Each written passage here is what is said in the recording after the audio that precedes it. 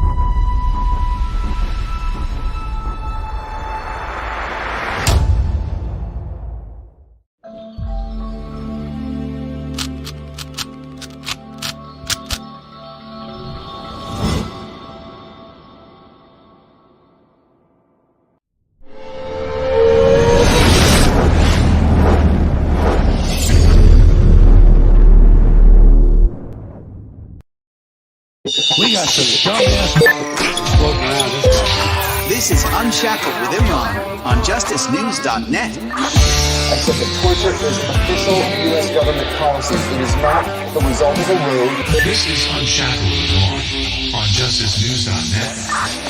These things need to be determined by the public, not by somebody who's simply hired by the government. Unshackled with Imran on justicenews.net. You're listening to Unshackled on justicenewsnetwork.org. This is Unshackled with Imran on justicenews.net. Unshackled with Imran on justicenews.net. Because the owners of this country know the truth. It's called the American dream, because you have to be asleep to believe it. This Imran? Yeah, is this Donquarius? Yeah, Hey, how you doing, man? I'm good.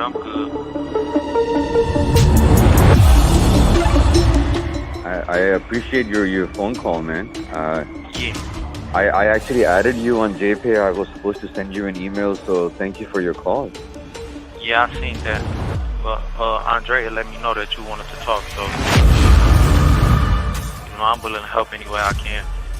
Yeah, man. I mean, I did the interview with Kemen, and he told me everything that happened, man. Yeah. So, I mean, you tell me, man, what's on your mind? You tell me. Like, what I don't understand is I don't like the way they trying to portray him as how they saying he orchestrated everything that took place and all that. Like, before any of that ever happened, I was already a known gang member. I was already known by gang theft. I was already known for shooting. I was already, got caught riding cars full of guns, all that. So they trying to make it like he orchestrated, like he had some influence on me, and that was not the case at all. So he did not ask you to shoot Rayjon Gomez? No, Rayjon? ain't nobody asked that. So Kemen did not convince you guys to go shoot? Never even told us we had to do it. Now the only thing we used him for was a ride. We just told him drop us off. Did he know what you will do? Not really. No, not really. He didn't know. He just knew. Like, I don't even want to say he knew that we was going to, well, everybody know that's a rival gang territory, but I don't really think he knew what we was really going to do.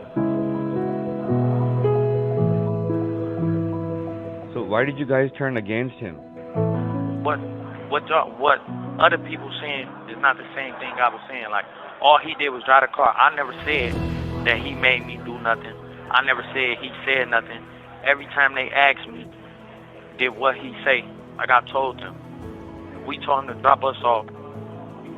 And when he said that, I told them what he said. If that's on y'all, that's what y'all gonna do, that's on y'all. But all the media reports and the prosecutors have been accusing Kemen, saying that you and Derrick said that he told you to do it. Kemen told you to do it. If you read my trial testimony or my police statement I gave before that, you will see my words. I never said that out of my mouth. You will see my words. You will see it said in the report. So why is it in the media reports that you said it? Because that's what I don't understand. I feel like they trying to drag my name, just like when they told me I had to testify. They basically forced me to testify, saying that if I don't, they was gonna give me life without parole. They forced you to testify against Kemen? Basically, I told them I didn't want to do it. They kept saying part of my plea agreement is that I had to do it. I told them I wasn't gonna do it. They said if you don't do it, we're going to give you life without parole. We're going to take the plea agreement back and give you life without parole. So basically, in my eyes, that's y'all forcing me to do something. This is Unshackled with Imran on JusticeNews.net. You're listening to Unshackled. Unshackled with Imran on JusticeNews.net. Okay, so Don, are you telling me that you were coerced and forced by the state and the police to skip false statements against Kemen? Yeah, that's basically. Well, in that scenario, all your cases should be thrown out of the window, and there should be a new trial. Yeah, like Ian, like I feel like you said, they misconstruing my words. They saying in the media that I'm saying he did this and he forced me to do something. But if you look at my trial statement, it don't say that. Did you or Derrick had a beef with Rayjon Gomez because you guys were together in the juvenile facility? Derrick did. So who shot at Rayjon? Like, Derrick shot first, but we heard some other gunshots, and I took the gun, and then I started shooting. You know, first of all, Don, what you're doing is highly courageous stuff, man. So I really appreciate for what you're doing, man. I feel like it's my place to help because, like, the backlash I'm receiving is, like you said, everybody portraying me that I helped bring this man down. Like, this man is my family, you know what I'm saying? And like I said before, I was already a known gang member, so there's no reason for me to lie on this man. All he did was drive us down there. If you look at everybody else's statement compared to mine, I said the least damaging things about him. Like, if you look at the statements from Marcus Lynch, Tevin Barnett, Derrick, all them is saying the same thing. I'm not saying the same thing as them. All them saying is Kemen said, oh, if y'all gonna do this, y'all gotta do this right. I remember that night clearly. I never heard him say that. Just like they asked me on the prosecution stand, they asked me, did I hear them say that? When I told them I never heard them say that, they told me only thing I could say is I don't remember. Because I told them I didn't want to say that because they saying I can't say I don't really remember because it was years ago and we was smoking weed and all this. Like, I never wanted to, incriminate him or implicate him in nothing that he didn't do. So all them times when they was questioning me and I kept saying I don't remember, that's because that's what the prosecution told me to say. But you do remember? Yeah, I remember everything. Like, that's not something you don't forget. So you were a member of INT? Yeah. Was Kemen a member of INT? Nah. He just associated with us because we family. Because you're friends. Yeah, we family. That's my cousin. He's your cousin? Yeah. Kemen is your cousin? Yeah. I'm saying, it's like, I feel like, man, Hennepin County and they Minneapolis Police Department, man, them people is crooked to me. What do you mean? Like, I feel like they misuse and abuse their authority. So why do you think the other guys have different statements than you? Because they for one thing, they was trying to avoid a prosecution, for one thing. For the second thing is, to me is, I'm saying they really don't want to get in trouble for this, you know what I'm saying? Like, just like they said, all of us was under investigation and how they was going to try to charge them for aiding and abetting just off the statements they made because we was all going to go look for a rival gang member. Basically, is what they saying is we planned this out, and they was part of the planning. Now they see that we getting 30, 40 years, and I feel like that influenced them to say what they said. So you guys were not going out looking for skids? Yeah, we was. We was. Absolutely, we was. So why did Rayjon end up getting shot? Because we seen Rayjon in the alley, Derrick Catchings and Rayjon, they had an ongoing beef. So that's ultimately what happened to him. That's why what happened to him. So Derrick shot at Rayjon? Yeah, and then I did. So whose bullet hit him? They say mine, but you can't be sure of that if two people shoot. Yeah. Why did you take the gun from him and start shooting, man?